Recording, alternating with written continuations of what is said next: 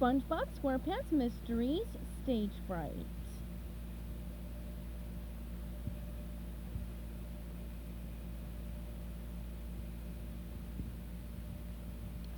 Chapter 26. Ever since the night before, when we overheard Emma calling Dorado Uncle Martin, I kept this fact in the back of my mind, but I couldn't decide whether it made Emma more of a suspect or less of a suspect. I could see either way. Either she loved her uncle so much she never messed up his show no matter how badly he treated her, or she hated him so much she'd do anything to ruin it. I guess now we knew. Maybe. So, Dorado's your uncle, SpongeBob said. Why keep it a big secret? He doesn't want anyone to think I got the job as his assistant just because I'm his niece, or that he shows me any favoritism. That's why he always pretends he doesn't see me or know me. I understand, but it does get awfully hard sometimes. She started to cry, covering her face with her hands. Sandy instinctively put her arms around Emma, hugging her. "Aw, there," she said comfortingly. "That's okay. You just let it out. Have a good cry." Emma sobbed, her shoulders shaking. Sandy patted her back. When he saw Sandy patting the long blonde hair that hung down Emma's back, SpongeBob got an idea. He gently took a strand of Emma's hair between his fingers and rubbed it, feeling the texture. In his other hand, he felt the strand of blonde hair he found dangling from the ceiling. They felt different, and when she looked at them closely, he realized they were different shades of blonde. "Sandy," he said, "Emma's hair doesn't match the hair we found up here. Do you still have your handwriting samples? The ones with everyone's hair color written on them?" Sandy shook her head. "Not on me. They're back in my tree dome." SpongeBob quietly asked Emma, "Who else in this show is blonde?"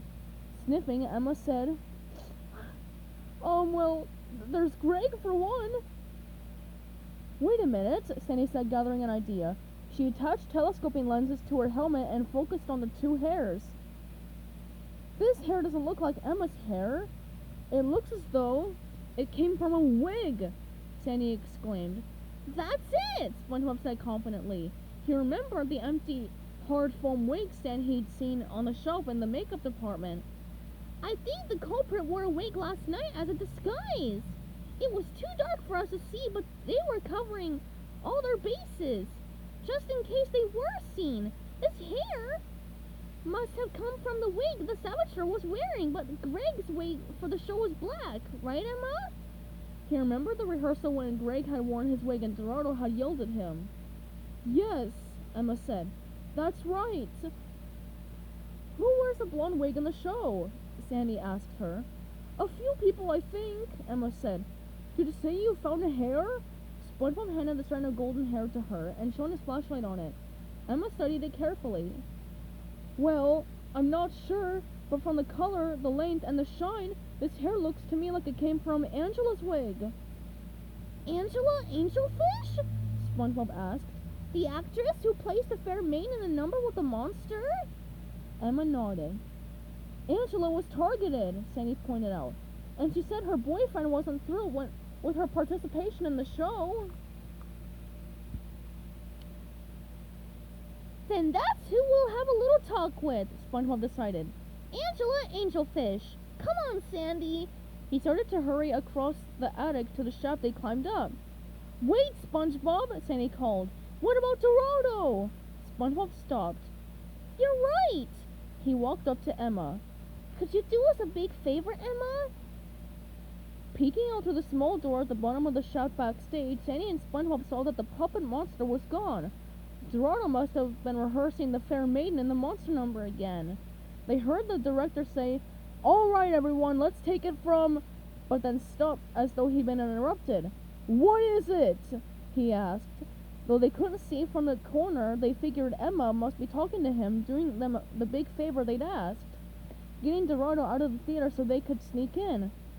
"Now?" they heard him say. "All right. Sharpie, take over. I'll be right back." The stage door opened and slammed shut. Wham!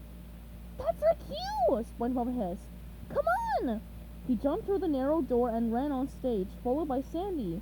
Everyone was already in their places for the song. "Stop!" SpongeBob yelled. "Hold! Freeze!" "What are you doing?" Sharpie asked, highly annoyed by this interruption. "Cleaning emergency," SpongeBob explained. He looked at the fair maiden. "Angela, can we talk to you for a second?" "About what?" she asked suspiciously. He held up the strand of hair he'd found in the attic. "Your wig?" Angela stared at him for a second, then she ran off stage. SpongeBob and Sandy took off after the actress. They saw her head down into the orchestra pit. "Stop!" Sandy cried. "Stop that maiden!" In the orchestra pit, Squidward was waiting for word from Sharpie to start the accompaniment to the song. They were so close to opening night that the cast was finally getting to rehearse with all the musicians instead of just the pianist. "SpongeBob!" Squidward hissed. "What are you doing down here? The orchestra pit is for professional musicians only." "Where's Angela?" SpongeBob asked, looking around. Then he spotted her in a dark corner, opening a hatch. She lifted the square section of the floor, climbed in, and started to close the lid. SpongeBob grabbed a drumstick from the startled percussionist, dove across the orchestra pit, and jammed the stick in the hatch before Angela could close it and lock it. Growling with frustration, she disappeared down the opening. SpongeBob went in after her, and so did Sandy.